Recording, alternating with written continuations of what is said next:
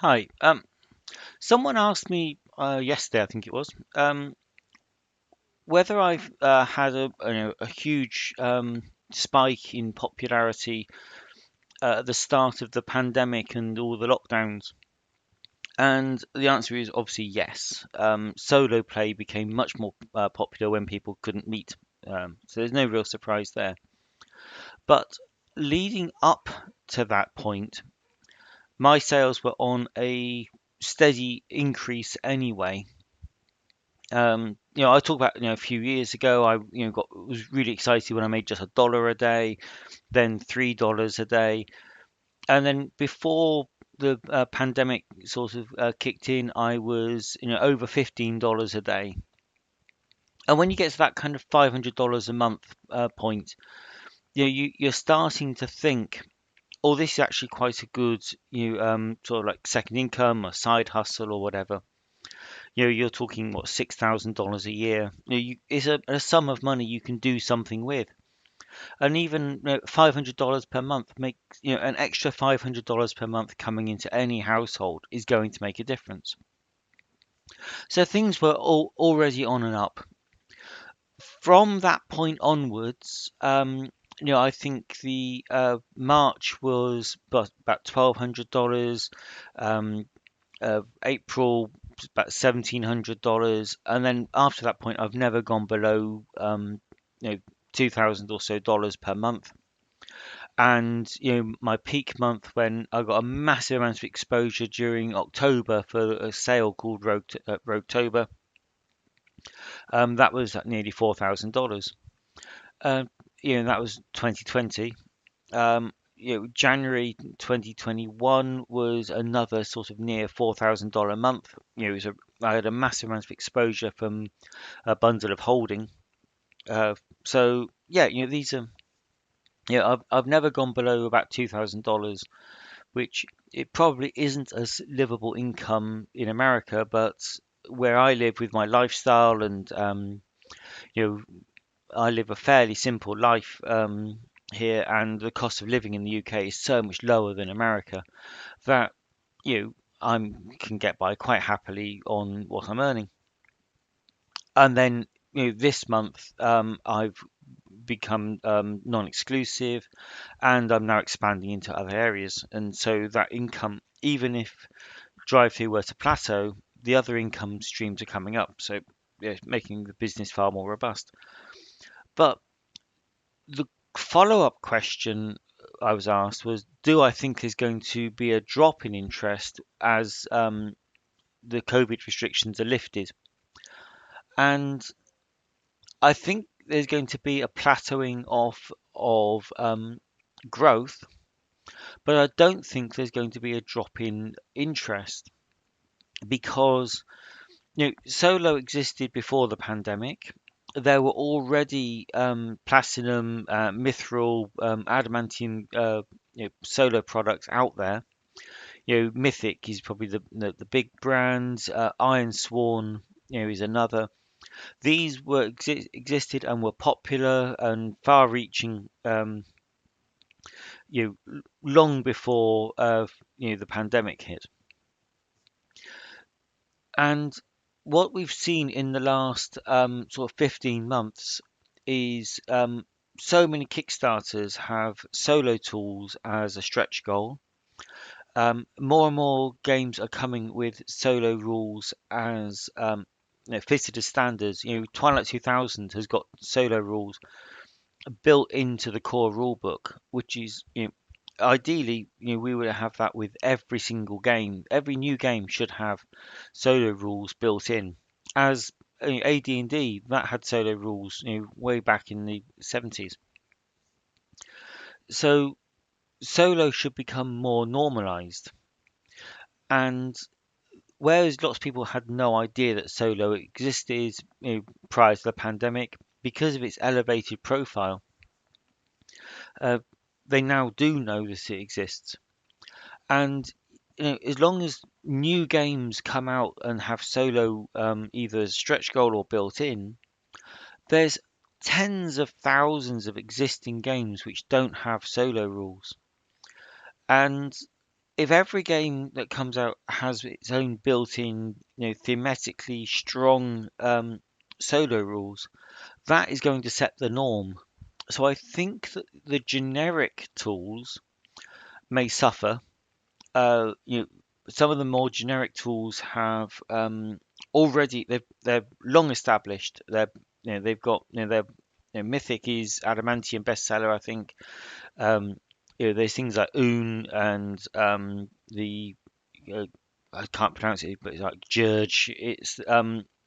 It these are long established tools with a huge following, but their problem is going to be future sales. Yeah, I know Mythic 2, second edition, is coming out, but you've also got the Mythic magazine, and I wonder, how Tanner Pigeon is going to, uh, you know, if you've already got people, Mythic, the original Mythic isn't going to stop working, and are people going to upgrade just to get another generic tool?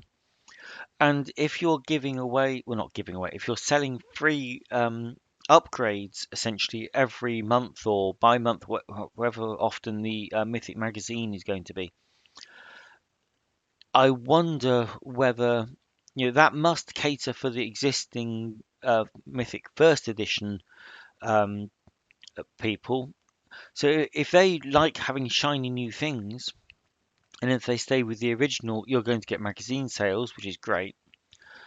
But how many of them are going to upgrade, buy the product, which essentially the magazine is likely to feed them into anyway piecemeal?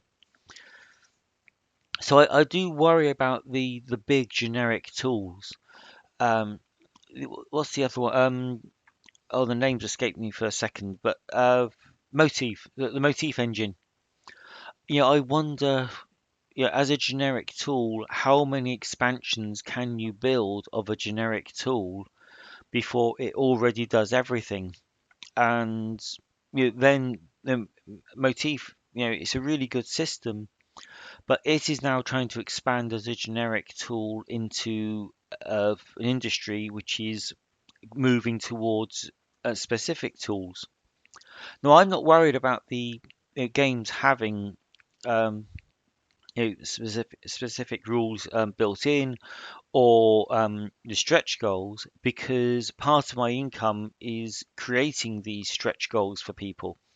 I did the Hope RPG stretch goal. I think it was a stretch goal or solo rules. The Sagas of Midgard, then Wicked ones, Wickedly solo for Wicked ones, and I've got more queued up of once the games of the rules are finished, I get the early release rules, and I think the next one I'm going to work on is Terrors and Tommy Guns. It's so I'm whether it's sold through my own brand or sold as an add-on, it still benefits me and it benefits the solo community. So I think this specialized route is going to survive. The rate of growth may slow, but I think it will continue to grow as the whole RPG industry continues to grow. But I do worry about some of the uh, more generic tools if the industry becomes more specialized. It, there's a kind of parallel between solo play and virtual tabletops, where lots of people didn't like virtual tabletops. My group, my face-to-face group, wouldn't touch them. They were not interested at all. And since the pandemic, we've now been doing weekly Rollmaster and 5e games on Fantasy Grounds. There is only one player in the group that has not taken part in the VTT play because he spends all day working on a computer and he doesn't want to be on the computer in the evenings. So no, that's fair enough. If we were all meeting up for a social, yeah, he'd be straight in there. I chat to him, over social media on a regular basis. but he doesn't want to sit there for, you know, 3 4 hours. You know, sort of 7 till 11 on a Tuesday evenings, our regular gaming slot. Um, and we often play on a Friday afternoon. But he doesn't want to do that. But that's fine. But I hear again and again on Discord, people are saying that now they've discovered virtual tabletops, they're not going back. It's just so much easier to organize games, even if it's a portion of their gaming. You know, they love these, you know, the high quality maps. You know, it makes the whole exploration, more visual. Uh, they like the automation. You know, it seems to be really, really popular in Rollmaster, which is a game known for its you know, tables and multiple books with optional rules all over the place. Bringing them all in together so you don't have to know what book a table's in because it's right there in front of you all the time. You know, I think VTTs are not going to go away, although they're in that same sort of exponential growth during the pandemic.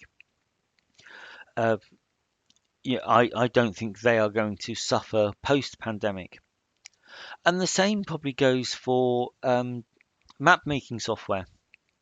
Now, I've been interested in map making software for several years now because it was I use a lot of maps, and it was not particularly brilliant post-pandemic, but since the pandemic, you know, the the offerings out there now are absolutely amazing. I've supported a Kickstarter for Arkan Forge, and that looks like it's going to be really, really good. Um, I use Dungeon Draft on a regular basis. Incata looks great, but there's so many I haven't even tried. I own Worldographer and Dungeonographer, and they are uh, rather poor by comparison. Um, Once we get into this kind of VTT and zoomed in maps, and once you can have it all color and you can have flickering torches and secret doors and all that sort of stuff, the line of sight, you Fancy Grounds gives us rain and it gives us the time of day, and there's torches, lanterns, and glowing crystals, all that sort of stuff. You can put all this visual information and virtual animation straight onto the character's map. And I've seen some that they're not for Fancy Grounds, but I've seen some animated character tokens, and they look absolutely brilliant. They're it's a very simple animated GIF, I think it is, or maybe an animated PNG, but the figure's just slightly moved. And if you imagine something breathing heavily, its shoulders are just moving. It's only a 2 or 3 frame animation, but they look absolutely brilliant. A dragon with its wings, doing it's kind of like beating the air, holding its position with its wings. They look amazing, and you know, the more of that sort of thing um, we get, the more people are going to want that visual experience. Now, the funny thing is that I really like theatre of the mind. I'm not very strategic or tactical. I'm not into war games. I don't need these maps. I think in some way they detract, but I know that I'm in a real minority. So the question I was asked was, do I think they're going, had I seen massive growth and do I think it's going to trail off after the pandemic? And the answer is no, but I don't think any of these new technologies or not new technologies, but growth areas, the maps, mapping software, VTTs, um, I think all of these are here to stay. So that's it. That was all inspired by one question I was asked yesterday. If you've anything you want me to talk about, then just you know, throw me a question and I'll happily expand on it. But that's it for today, and thank you.